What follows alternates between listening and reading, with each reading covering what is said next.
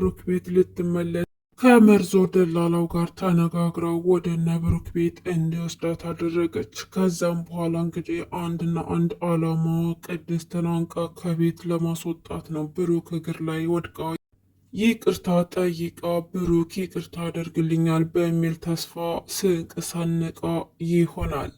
ብሩኬ ግን በፍጹም አይኗን እንኳን ሊያየት አይፈልግም። እሷ ግን አሁንም ከሱ ጋር አብሬው እኖራለሁ እድሉን ከሰጡኝ ብላ ነው የምታስበው።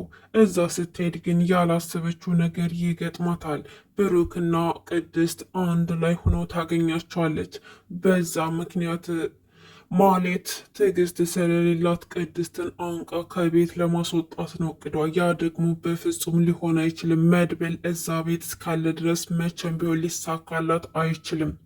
ነገር ግን እድሏን መሞከር ስለምትፈልግ ከመርዞ ደላላው ጋር ተነጋግራ ኮሚሽንም ከፍላ ዝግጁ ሆናለች። ብሩክ ደግሞ ምሳሌ እንደነገረችው እናቷን መንገድ ላይ ቁጭ ብላ ስላገኘቻት ስትነግረው በጣም ተናዶ ነበረ። ምክንያቱም ማሌት በድጋሚ ምሳሌን አገኘቻት ማለት የሆነ ነገር እንዳሰበች ለሱ ግልጽ ነበር። ያለ ነገር እዛው መንገድ ላይ ኩርምት ብላ እንዳልተቀመጠች ያውቅ ነበር። ልጁን ምሳሌንም ሁለተኛ እማዬ ብለሽ እንዳትጠሪያት፣ በድጋሚ እንዳታገኛት፣ ደግሞ ጣፋጭ እንዳትበይ ብዬሽ አልነበረም ወይ? ምን ልትሰሪ ነው የሄድሽው? ብሎ ሲቆጣት አይተናል።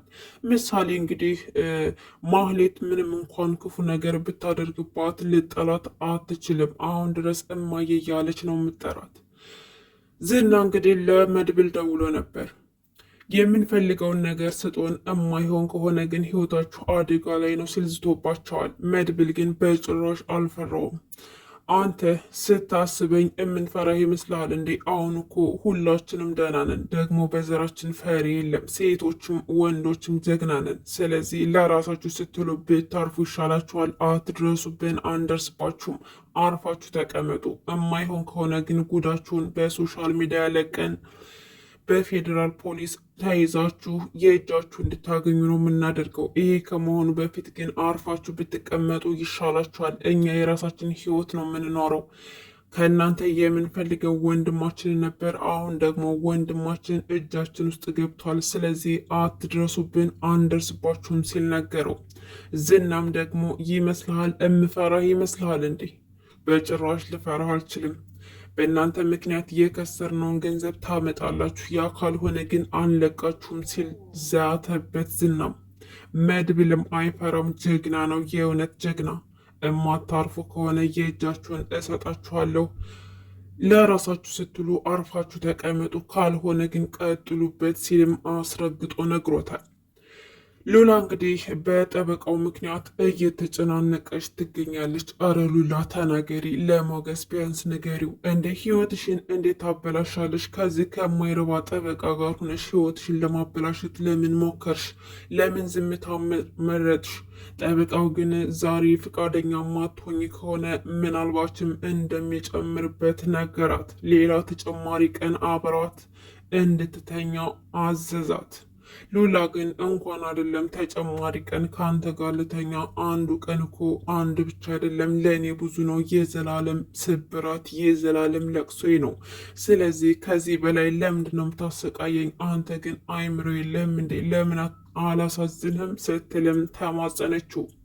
ጠበቃው ግን ስልክ አለማንሳት ያሳስራል። እኔ የምልሽን ነገር እማሰሚ ከሆነ እማትፈልጊው ነገር ውስጥ እንድትገቢ ነው ማደርግሽ። ደግሞ ባልሽን አትፈልጊውም እንዴ ነው? ወይስ ደግሞ ንብረታችሁን አትፈልጊውም? እኔ የምልሽን አንድ ባንድ ብታደርጊ ነው የሚሻልሽ። ዛሬ ማትመጭ ከሆነ ከዚህ በኋላ እኔ በምፈልገው ቦታ ነው እንጂ አንቺ ባልሽብኝ ቦታ አይሆንም። ደብረ ዘይት ደን ለውለቅ እናድራለን። አንቺ ጋር አድሬ ስነጋ ብሞት ይሻለኛል ሲልም ነገራት። በጭራሽ ከሀሳቡ ዝንፍ የሚል አይመስልም። እንደዚህ አይነት አሰራር በሀገራችን ደግሞ እንዴት እንደዚህ አይነት ነገር ይኖራል ስንል ተመልካችም ቅሬታውን አቅርቧል። ጠበቃው ማቆም አለበት፣ የሉላ ስቃይ ማቆም አለበት፣ የዝናን አውሬነት ተገላገልኩ ስትል አሁን ደግሞ ሌላኛው አውሬ መጥቶ ያሰቃያት ትገኛለች። እሷም ደግሞ ለሞገስ ስትል ሁሉን ነገር ችላ ዝምታ መርጣለች። ነገር ግን ይሄ ዝምታዋ ህይወቷን መስቀልቀል ያደርገዋል።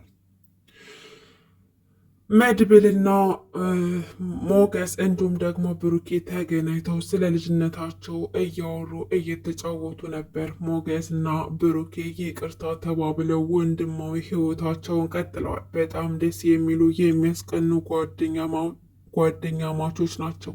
የልጅነታቸውን አህያ እየጋለቡ ብዙ ታሪክ እንዳሳለፉና ከሞትም እንደተረፉ ያንን ለመድብል እያወሩ በጣም እየተጫወቱ እየተሳሳቁ ነበረ። ሞገስና ብሩኬ ደህና በመሆናቸው የቤቱ ደስታ ተመልሷል። እንዲሁም ምሳሌ አባቷ ጋር ስለሆነች በጣም ደስተኛ ናት። አሁን ደግሞ ማህሌት ህይወታቸውን ልታበላሻሽባቸው፣ ደስታቸውን ልትነጥቃቸው ተነስታለች በዝና ምክንያት። ገንዘብ በማጣቷ እንግዲህ ወደ ብሩኬ ተመልሳ የድሮ ያገኘችውን ነገር በድጋሚ ለማግኘት ሙከራ እያደረገች ነው። ዋናው ጥያቄ ግን ብሩኬ ይቀበላታል ወይስ አይቀበላትም የሚለው ጥያቄ ነው። መድብል ደግሞ ሙቼ ይገኛለው እንጂ ብሩክ ወንድሜ የሚያገባው ቅድስትን እንጂ ሌላ ሴት ወደ ህይወቱ በፍጹም አትገባም ሲልም አይተናል። በፍጹምም መሆን የለበትም። ብሩኬና ቅድስት አብረው መሆን አለባቸው። ምክንያቱም ቅድስቴ ለብሩክ ስትል ለምሳሌ ስትል ብዙ ዋጋዎችን ከፍላለች። ብሩኬም ደግሞ ከዚህ በኋላ ጥሩ ህይወት፣ ጥሩ ትዳር ይገባዋል። ከቅድስት ጋር ጥሩ ህይወት እንዲኖሩ የሁላችንም ፍላጎት ነው። ያም ደግሞ እንደሚሆን ሁላችንም ተስፋ አለን። ተስፋችን ደግሞ በመድብል ነው። መድብል ያሳካዋል ብለን እንጠብቃለን። ሀሳባችሁን ኮሜንት ላይ አስቀምጡልን። ማህሌት ከዛስ በኋላ ምንድን ነው የሚበጃት? በቃ ሰውን ስታምስ የሰውን ህይወት ስታበላሽ ልትኖር ነው። አሁን ደግሞ ቅድስትን ባል የላትም በማለት ለመርዙ ደላላው አሳልፋ ልትሸጣት ተስማምታለች። መርዙ ደግሞ ስለሚወዳት ከሱ 17 ልጅ ነው የምወልደው እያለም ነገራት እንደሚወዳትና የበረሃ ሎሚ እኮ ናት፣ ብርቱካን ናት፣ በጣም ምጣፍጥ በጣም ቆንጅዬ ልጅ ናት እያለ ስለ ቅድስት ለማህሌት ነገራት። ማህሌት ደግሞ ይህን አጋጣሚ ተጠቅማ መርዞ ድላላውን ልታታልለው ሞክራለች። መርዞ ድላላው ደግሞ ኮሚሽን ከከፈለችው ብዙ ነገር የፈለገችውን ነገር እንደሚያደርግላትና እንደሚያቀርብላት ቃሉን ሰጣት። መጨረሻውስ ምንድን ነው የሚሆነው? ማህሌት ግን መጨረሻዋ በመድብል እጅ ነው የሚሆነው። እሱ እንዳያሰቃያት አርፋ ብትቀመጥ ነው የሚሻላት። ነገር ግን አሁንም አሻፈረኝ ሂጅ ቤታቸውን እረብሻለሁ ብላ ተነስታለች። ውድ ተመልካቾቼ ምሳሌ ድራማ እንግዲህ ይህን ይመስል ነበር። በቀጣይ ክፍል እስከምንገናኝ ድረስ በያላችሁበት ሰላማችሁ ብዝት ተረፍርፍ ይበልልኝ። ቻናሌን ሰብስክራይብ እያደርጋችሁ ቤተሰቡኑ አበረታቱኝ። እንዲሁም ቪዲዮን ሲጀምሩ ላይክ ማድረጋችሁን እንዳትረሱ። ለብዙ ሰው እንዲደርስ ሼርም አድርጉት።